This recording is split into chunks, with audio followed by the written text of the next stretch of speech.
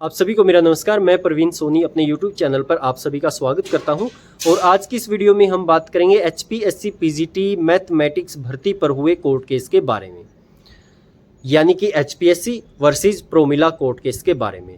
और इस court case के अंदर जो मुख्य बात है वो ये है कि जो रिजर्व कैटेगरी होती हैं और रिजर्व कैटेगरी के कैंडिडेट को रिजर्वेशन का जो बेनिफिट दिया जाना चाहिए वो किसी भी भर्ती में फर्स्ट स्टेज पर दिया जाना चाहिए या फिर रिजर्वेशन का जो बेनिफिट है वो फाइनल स्टेज पर यानी फाइनल रिजल्ट के अंदर दिया जाना चाहिए।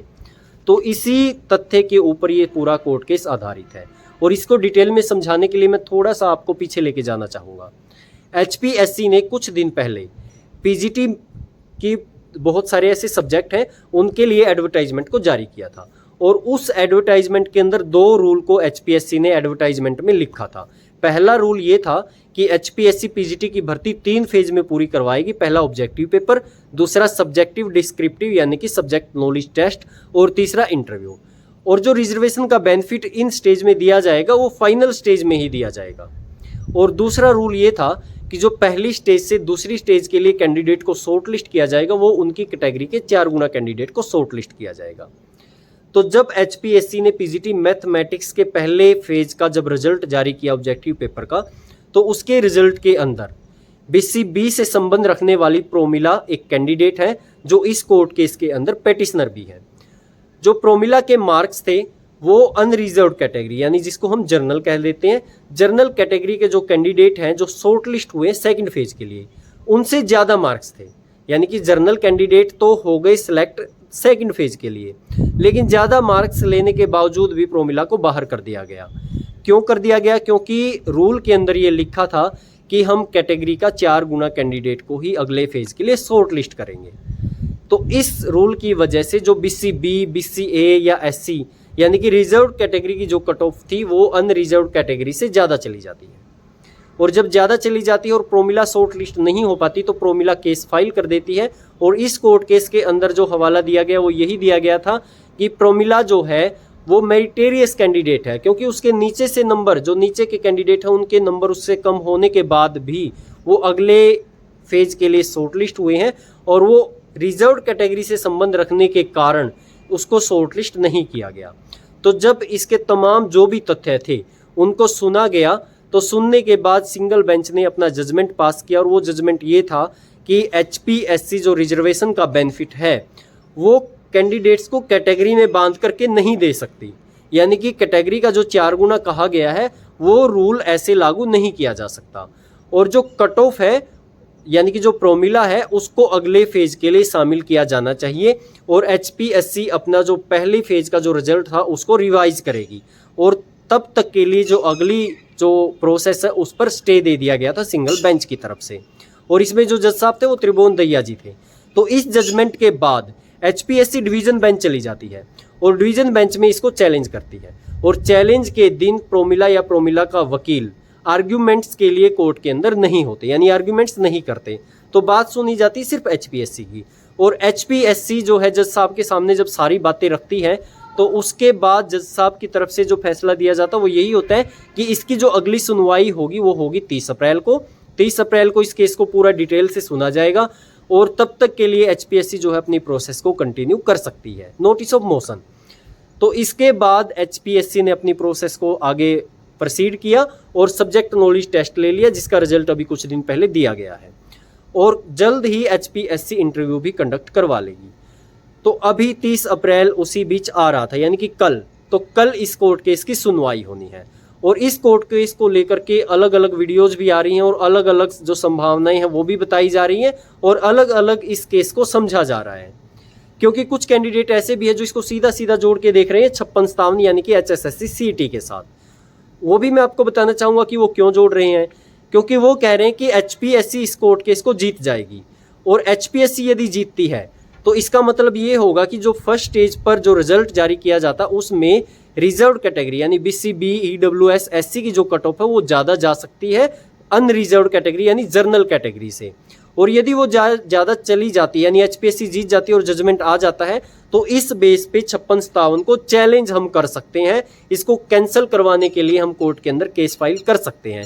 क्यों? क्योंकि 56-57 के अंदर जो कट ऑफ थी वो पहले ज़्यादा चली गई थी, लेकिन उसको फिर कम किया गया था जनरल कैटेगरी से, और वो इसलिए किया गया था कि जनरल कैटेगरी से ज़्यादा रिजर्व कैटेगरी की कट ऑफ नहीं जा सकती। तो वो इसी को फिर से चैलेंज करने के लिए चाह रहे हैं कि एचपीएससी जीत जाए, या इस कोर्ट केस को इसके साथ जोड़ करके देख रहे हैं। अब बात करते हैं कि कल क्या हो सकता है, क्योंकि बहुत सारे कैंडिडेट ऐसे हैं मैथमेटिक्स के जो परेशान हैं इस कोर्ट केस को लेकर के। तो उनको मैं बताना चाहूँगा कि कल प्रोमिला तो डेफिनेटली जा चुकी है कोर्ट के अंदर। अब आप कहेंगे कि आपको कैसे पता, तो मैं आपको बताना चाहूँगा कि मैं आज तक प्रोमिला को नहीं जानता, ना मेरी कोई उससे बात हुई है, लेकिन प्रोमिला जो है वो डिवीज़न बेंच के अंदर जा चुकी है, और कल एक अच्छी बहस आपको देखने को इस पर मिलेगी। क्योंकि आप भी खुद Haryana and Punjab high court की साइट पर जा करके इस केस को सर्च कर सकते हैं, तो उसमें आपको आज एक सीएम लगी हुई मिलेगी, और वो जो सीएम है वो जो वकील हैं प्रोमिला के, इस केस के वकील, तो उन्होंने ये लगाई है। तो इसका सीधा सीधा मतलब ये हो गया है कि आर्ग्यूमेंट्स तो किए जाएंगे प्रोमिला यानी पिटिशनर की तरफ से। और जो वो सीएम लगी हुई है, जो एप्लीकेशन लगाई गई है, वो किस लिए लगाई गई है, वो जहाँ तक मेरी समझ है, लीगल समझ में इसको कहूँगा, तो मुझे लगता है ये स्टे के लिए फाइल की गई होगी, कि सबसे पहले तो प्रोसेस पर स्टे लेने की कोशिश की जाएगी, या स्टे के लिए एप्लीकेशन है जो लगी होगी। ये मेरी संभावना ही है, मुझे पक्का नहीं पता है कि किस लिए है, हो सकता है किसी और बात के लिए हो, लेकिन ज़्यादातर जो चांसेस है वो यही है कि इसमें स्टे की डिमांड कल जो है वकील साहब, उनके वकील साहब करेंगे। तो इसके बाद क्या हो सकता है इसके बाद जो है कि एचपीएससी जीतेगी या फिर प्रोमिला जीतेगी, मेन आप भी यही जानना चाहते हैं। तो इस पर तो नहीं कहा जा सकता क्योंकि मामला कोर्ट के अंदर है, लेकिन एक संभावना जरूर जताई जा सकती है कि जो एचपीएससी है वो इसमें जीत सकती है। क्यों? क्योंकि प्रोमिला प्रोसेस से बाहर हो चुकी है, और ऐसा नहीं कि कल ही जीत जाएगी या आगे आने वाला कुछ समय, यानी कि मैं ये कहना चाहता हूँ कि कल तो फाइनल डिसीजन इस कोर्ट केस का नहीं आने वाला, आगे तो तारीख लगेंगी। और क्योंकि प्रोमिला सब्जेक्ट नॉलेज टेस्ट से बाहर हो चुकी है, ऐसा कुछ कैंडिडेट्स ने बताया है, मुझे पक्का तो नहीं पता, लेकिन कुछ कैंडिडेट के अनुसार यदि प्रोमिला बाहर हो चुकी है तो ये बेनिफिट जरूर मिल सकता है उस कोर्ट केस में एचपीएससी को। लेकिन एचपीएससी भी इसमें हार सकती है। वो कैसे हार सकती है? क्योंकि अभी सुप्रीम कोर्ट का एक जजमेंट आया था, अभी वो जजमेंट पब्लिश नहीं हुआ है, साइट पर नहीं है, लेकिन उस जजमेंट में ये कहा गया था कि जो रिजर्वेशन का बेनिफिट है वो फर्स्ट स्टेज से दिया जाना चाहिए। और जब फर्स्ट स्टेज का जजमेंट आ चुका है एससी की तरफ से, सुप्रीम कोर्ट की तरफ से, तो एचसी जो है, हाई कोर्ट जो है, उसी जजमेंट को आगे कैरी करेगी, ऐसा नहीं कि उस जजमेंट के अगेंस्ट फैसला सुनाएगी। तो दोनों बातें हो सकती है। अब जो मेन बात है कि यदि एचपीएससी जीतती है तो प्रोसेस आगे कंटिन्यू रहेगी, लेकिन यदि प्रोमिला जीत सकती है, जिसके 50-50 चांस है, तो यदि प्रोमिला जीत जाती तो क्या रहेगा? तो संभावना यही है कि पेपर पर ज़्यादा फर्क नहीं पड़ेगा, यानी कि पेपर तो दोबारा नहीं होगा, लेकिन कुछ कैंडिडेट को अंदर बाहर किया जा सकता है। लेकिन ऐसा नहीं है कि पेपर दोबारा होगा। मुझे जो लगता है, पर्सनली लगता है, बाकी तो देखिए कोर्ट में क्या होता है, मुझे लगता है कि इंटरव्यू जल्दी ही कंडक्ट करवा लिए जाएंगे और प्रोसेस को आगे बढ़ा दिया जाएगा। और वजह भी मैंने बताई क्यों, तो फिर भी देखते हैं कल क्या होगा। लेकिन एक बात तय है कि जो पिछली बार एचपीएससी ने कोर्ट के अंदर अपनी बात को रखा था कि ये फैसला हमारे पक्ष में आना चाहिए, अदरवाइज हमारी सारी भर्तियां रद्द होने की कगार पर चली जाएंगी, ऐसा एचपीएससी ने ही अपनी बात को रखा था। तो अगर ये एचपीएससी हार जाती है तो एचपीएससी की जितनी भर्तियां, उन पर संकट लगभग छा भी सकता है। तो देखते हैं कल क्या होगा। और कल जो होगा कोर्ट के अंदर पहला ही केस ये है, 201 नंबर इसको लिस्टेड किया गया है रूम नंबर 1 में। तो कल इस कोर्ट केस पर देखते हैं कि क्या होगा, और जो होगा वो मैं आपको चैनल के द्वारा जरूर बताऊंगा। और उम्मीद यही रखिए कि प्रोसेस आगे जा चुकी है तो प्रोसेस आगे कंटिन्यू रहे, और जो पिटिशनर है उसके हक में भी फैसला आए, यानी दोनों की बातें रह जाए, तो ऐसा कुछ हो।